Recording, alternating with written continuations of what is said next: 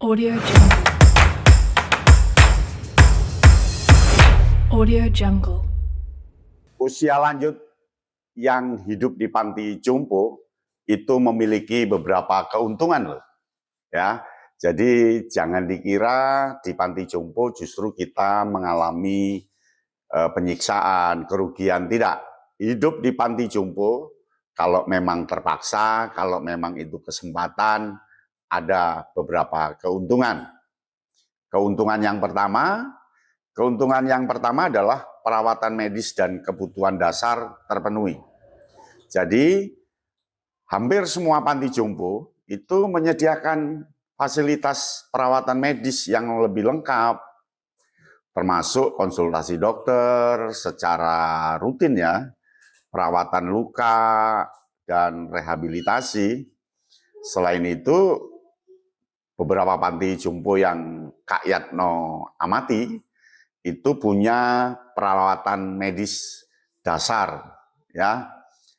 Itu seperti makan diperhatikan, mandi, berpakaian, dan diurus oleh perawat, sehingga usia lanjut nggak perlu khawatir tentang hal-hal tersebut. Yang jelas kesehatan akan terpantau, fisik akan terpantau, dan seterusnya. Itu yang pertama. Nah, yang kedua, interaksi sosial. Usia lanjut itu dapat berinteraksi dengan orang lain yang seumuran ya tentunya. Dia punya pengalaman yang serupa, jadi mereka bisa bercengkrama, bergaul, main catur, apa begitu dengan teman sesama yang ada di panti jompo. Mereka punya kegiatan seperti acara ulang tahun, acara peringatan hari apa begitu. Lalu ada permainan bersama yang mengasihkan, saling tertawa, kemudian diskusi, dan itu semua membantu loh, mengurangi rasa kesepian, dan tentunya dia bisa meningkatkan kualitas hidup. Jadi kebutuhan sosial terpenuhi karena dia ketemu dengan seusianya. Hanya saja memang kadang mengalami kejenuhan karena tiap hari ketemu orang tua semua, begitu. Nah, yang ketiga, kegiatan teratur. Di panti jompo itu biasanya mereka menyediakan berbagai kegiatan yang teratur, seperti senam pagi, yoga, membaca, berkebun, beribadah, sholat. Nah, kegiatan itu membantu lansia tetap aktif, menjaga kesehatan fisik dan mental, serta menghindari kebosanan. Jadi jangan khawatir, di panti jompo itu ada kegiatan-kegiatan teratur yang dijadwalkan bersama dengan teman-teman lain, begitu. Kemudian, rasa aman dan nyaman, itu yang keempat. Rasa aman dan nyaman itu dirasakan oleh usia lanjut di panti jompo. Karena kebutuhan mereka terpenuhi, dan ada orang yang menjaga mereka loh. Jadi ada beberapa pegawai yang menjaga. Selain itu, mereka juga tidak perlu khawatir tentang masalah keuangan atau perawatan di rumah sendiri, begitu. Karena aman dan nyaman, ada pengasuhnya, ada pendampingnya, ada perawatnya, jadi ada kenyamanan di sana. Nah, yang kelima, itu peluang untuk fokus pada aktivitas yang disukai terwujud. Jadi di pantai jompo, usia lanjut itu dapat fokus loh pada aktivitas yang mereka sukai, seperti beribadah, berkreativitas, membaca buku, kemudian melukis, mewarnai, sulam atau membuat kerajinan tangan, itu diberi kesempatan yang luas. Nah, kemudian yang keenam, kita dapat bertemu dengan keluarga. Jadi secara periodik ada waktu yang disiapkan oleh panti jompo untuk bertemu dengan keluarga yang menjenguk. Jadi anak dan cucu bisa menjenguk seminggu sekali atau 2 minggu sekali atau 3 hari sekali boleh, atau mengirim makanan dan sebagainya.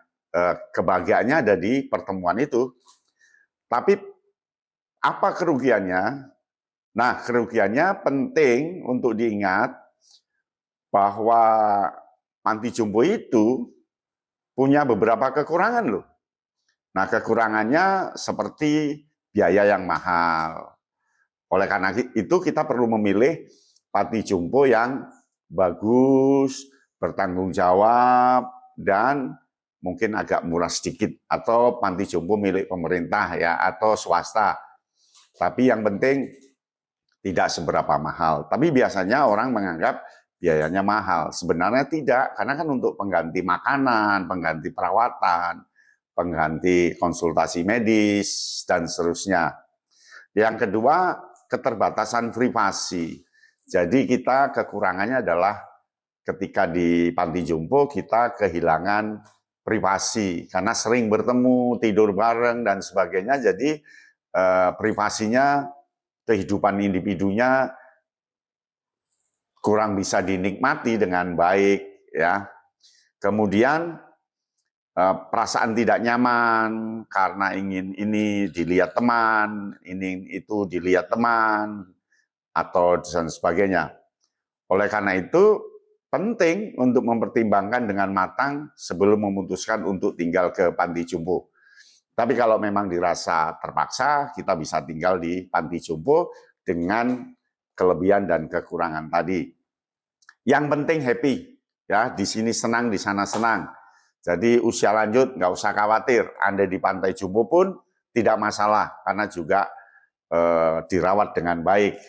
Kemudian juga di sana banyak teman yang senasib dan serupa, jadi tidak pernah jenuh. Tapi bagaimanapun memang selama ini hidupnya individu di rumah nyaman, tapi di satu tempat yang asrama bareng-bareng rasanya tidak nyaman ketika. Tapi kalau ingin hidup bebas nggak apa-apa. Tidak nyamannya di mana? Ya kalau kentut, kalau teriak itu kan tidak enak. Tapi justru itu enjoy. Oleh karena itu, pikirkan dengan baik-baik sebelum tinggal ke panti jompo. Yang pertama, ada kesepakatan dengan orang tua. Ada kesepakatan dengan anak. Dirembuk bareng, kemudiannya seperti apa, masa depannya seperti apa. Karena itu masalah hidup, ya. Jadi perlu dipikirkan dulu, dirembuk dulu. Yang kedua, diobservasi, disurvei. Panti jompo 1, panti jompo 2, panti jompo 3 disurvei. Dan surveinya jangan sekilas, boleh tanya, boleh membaca, boleh cari alamat sana-sini, lalu datangi. Lalu tanyakan ke orang tua, kira-kira dengan kondisi seperti itu, bersedia atau enggak.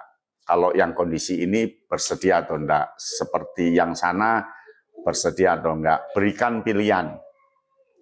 Kemudian yakinkan bahwa kedekatan akan tetap ada karena kesibukan anak begini, jangan khawatir dan harus dipenuhi.